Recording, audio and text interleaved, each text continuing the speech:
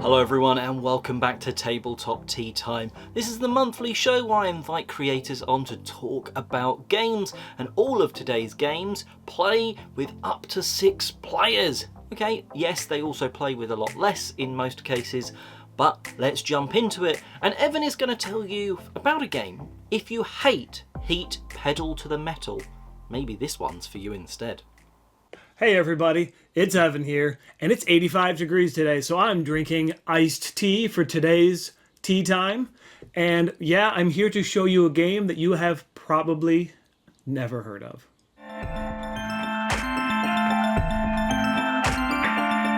Yeah, so I know Heat Pedal to the Metal is everyone's favorite racing game these days, but I know what you're saying. You're saying Chutes and Ladders is a more of my style racing game. Well, you're in luck. I've got the game for you. This one is called Dino Derby, and it's an ultra simple, almost a filler type racing game that has a lot in common with Chutes and Ladders. It plays 3 to 6, and it is a ridiculous amount of fun. So let's go down to the table, and I'll show you how it works. All right, so setting up a game of Dino Derby is super simple. All you got to do is just take all this stuff out of the box. So the board is a puzzle piece. So you carefully assemble this board like this. As you can see, the other sides are white, so there's only one way to do it. Yep. And then you set the dinosaurs here at the starting line. These little dinosaurs are super cute little meeples, by the way. All 4 of them go out regardless of your player count. Then you randomize these waterfall and volcano tiles. So you randomly put them in these little squares here. As you can see, they also have arrows on them, which I will explain briefly if you haven't already figured it out. Yep, piece of cake. Then you take your die, set it aside. Then you shuffle up these cards and hand 2 to each player. They show a dinosaur coming in first and a dinosaur coming in second. That's it. Okay, everyone gets 2 of these, and then you're ready to play. The idea is the active player rolls the die, moves a dinosaur that many spaces. 1, 2, 3. Based on probably how you want these to score. Yeah, then if it ever hits a spot that has a waterfall on it, just like a chute in Chutes and Ladders, it goes down. If a dinosaur ever hits a spot with a volcano, it goes up, just like a ladder in Chutes and Ladders. And that's basically the game. So when it gets to the very end of the race here, whichever dinosaur comes in first is the winner, and then that ends the race. And then whichever one is directly behind it is the one that came in second. Sometimes that can actually be 2 dinosaurs. So in this case, whoever had, where is it? This card would score, and whoever has this card would score. And then you play again. So then you play until someone has won more than 2 cards. And you keep that, I think you keep that card in front of you. Actually, I can't remember. The rules are 1 page, super simple. But then the trick is if you've ever won a card before, you only get 1 card to start the round. So you have to fight even harder to get your combination of dinosaurs to come in first and second. Because it's not just what comes in first, you have to do that first and second. That's it. Roll and move. Chutes and Ladders style. These are random every time, but honestly, it's not that big a deal because you're basically, rolling this die every time and it's random, but you do get to choose which dinosaur to move. And it's a super simple game. However, I think it's a lot of fun because, I don't know, everybody's cheering on certain dinosaurs secretly. And, you're trying to get yours to come in first and yours to come in second. And, sometimes people have shared goals, so you're kind of working together. But then you can figure out pretty quickly who you're not working with because they keep not wanting to move the ones you want forward. Unbelievably easy, and that's the game. So let's go back up top, and I'll talk to you about it a little bit more. And there you have it. That's Dino Derby, one of the simplest games I've talked about on this segment, probably. But you know what? It has a lot of charm for how simple and basic it is, and I just think it's a heck of a lot of fun. You can play up to 6 players pretty easily for such a tiny little game, and it goes super quick. I think it has, it kind of gives you maybe that Camel Up type feel, where you're kind of cheering on your dinosaurs, hoping to get the result that you wanted, and just a very small package. I've had a great time with this game, and I highly recommend it. So the question is, where can you find a copy? And you are in luck. This company, which is Gotta2 Games, Gotta2 Games, they have put a few of their games up on Amazon. So if you want to go and buy a copy of this, you can get it for like $15. And I think it's worth it. You're going to get your money's worth out of this one. So, yeah, well, I guess that about wraps it up. I hope everyone has a great tea time, and we'll see you next time. Bye, everybody.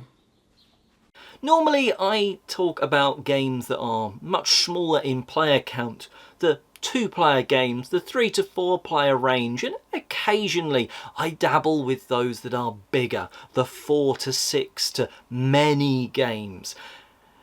Mostly it's because that's the easier ones to get to the table for me. It's easier for me and my wife just to play a 2-player game. But here are a few games that I really like when you do have a big player count. First of all, you've got to start with a fantastically fun game that works really well when you've got a huge number of players. We're talking easily handles 10 players, and that's Pitch Car. Dexterity, goodness as you're flicking a car around a track. It's something so simple about it, and sort of is a slightly nostalgic, not for playing the specific game of Pitch Car, but it reminds me of playing like the Scalextrics, racing the cars round a track when I was younger. The fact that this has got jumps in and everyone is sort of laughing and mucking up as they do a little flick, and it just goes slightly. They do the same little flick again and they go flying over the jump too far, and they're like, but hang on, I did basically the same. And it's just a lot of good fun and great for sort of a family. Reducing the player count a little bit. There's one game that plays very nicely with 4 to 6 players, and that is Twilight Imperium.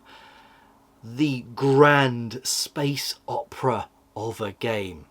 You've gone here from Pitch Car, a light family game that anyone can play, to one that has tech trees and sci-fi oozing from every plastic orifice.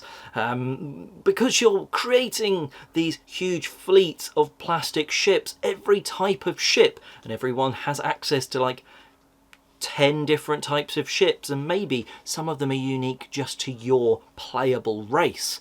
Everyone's got sort of specific abilities that they can do, and you're sat around this map, this galactic map, and you're trying to take over some planets, squabble with the person next to you, make an alliance with them, and then attack the person opposite through a wormhole. And you can have an absolutely massive space battle across basically a day. It's going to take you 6 to 10 hours depending on newness of players, how much you remember the rules and all that sort of goodness. But it's a big game that can handle a decent amount of players around the table. And why not end with one game that I would always recommend when you've got 6 players around the table, whether that's you're waiting for more players to turn up, you're just wanting to waste a bit of time and have a great amount of fun, and that's Just One. We've played this game actually with well over the advised player count, using sort of people with additional boards, and it still works absolutely fantastically. You could almost get 2 copies of this and just use the components, so you could basically have easily like 12 people sat around at a table playing Just One. And the awesomeness of it is it works almost better at large player counts, because You're writing clues to a word on to give a hint to someone, but before they see the hints, you compare what's on the sort of your boards with everyone else. If it's duplicated, those are erased and the person doesn't get them as hints. So at 3-4 players, well, there's not too much sort of chance of people overlapping, and when they do, there's no clue. That becomes even funnier and better when you've got 6 players or more around the table. Why? Because, well, this person could be seeing like 8 clues, but chances are a few of you are going to overlap. Much more overlapping happens, and it's just a great way of breaking the ice, sort of playing as a big group and then splitting off into smaller groups to play smaller games. But just one is always a lot of fun. Highly, highly recommend it if you're looking for a game for a bigger player count. Anyway, enough of me waffling on. Let's pass over to MeeplePhD. Hi, I'm Barb, MeeplePhD. I'm an astronomer and I see the universe in everything that I do, including board games. In this series, I am looking at non-astronomy themed board games and finding things that remind me of astronomy. This time I am looking at Factory Funner. This is a fun puzzle game where players are drafting different machines to place into their factories and then route goo around the factory. Each machine has some income that you're going to get for taking that machine and placing it into your factory. But after you've placed it, you then need to place around different pipes and things to route the goo around your factory. And each time you have to place a new pipe or move a pipe, it costs you $1. And so whatever income you're getting from that machine might be decreased, or maybe even negative if you have to place too many pipes. But if you can feed one machine, the output of one machine directly into the input of another, you will get a lot of game end points. One of the most fun things about Factory Funner is looking at the various machines that they have. There's one called a Meepler, there's another called a Pixelator, and of course it was one of those machines that had me thinking about astronomy, and that was the Spectromizer. This machine, if you look at it, it's taking white light and turning it into a rainbow of colors, just like a prism. This is exactly what astronomers do with some of the light that we receive from cosmic objects. And there is so much information packed into those spectrum. One of the biggest things that we can learn about are what elements are different objects made of. One of my favorite spectra to look at is one of the sun. This one shows you light from the sun, which is basically white light, and that would be the rainbow in the background. But as that light passes through the atmosphere of the sun, certain elements are absorbing light. But when elements absorb light, they do it in a fingerprint pattern. And so by looking at the different patterns of those black lines in this spectrum, we can tell what elements are present in the atmosphere of the sun. And in fact, we can do it for objects that are even further away, looking at different types of light. X-ray light can tell us about stuff that's around black holes. I get really excited about spectra. They aren't pretty to look at. Usually they are depicted as a graph, but it's something only a scientist could love. But I hope you might appreciate it as well. Anyway, that is going to do it for me. The next time you're playing Factory Funner, I'd say get your hands on that Spectromizer if you can and pretend that you are studying various things in the universe. Anyway, I will be back again with the next Tabletop Tea Time with some unexpected astronomy. I hope you're enjoying this. If you are, go check out my channel at MeeplePhD. This is exactly the sort of thing I love to do. Otherwise, you can find me on Instagram and Blue Sky as MeeplePhD, and enjoy the rest of your tea time.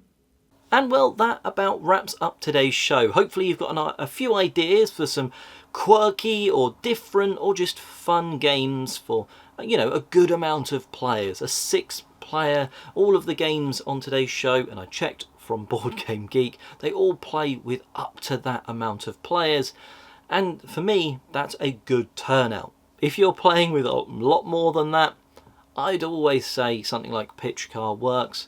But let us know what you think of a big game group game would be. Let us know in the comments section below. And while you're there, in the description will be the links to the creators that joined me on today's show, so please go and subscribe to them, as well as subscribing here to Don't Be Bored. And until next time, I hope you've enjoyed your tabletop tea time, and have a brilliant month gaming.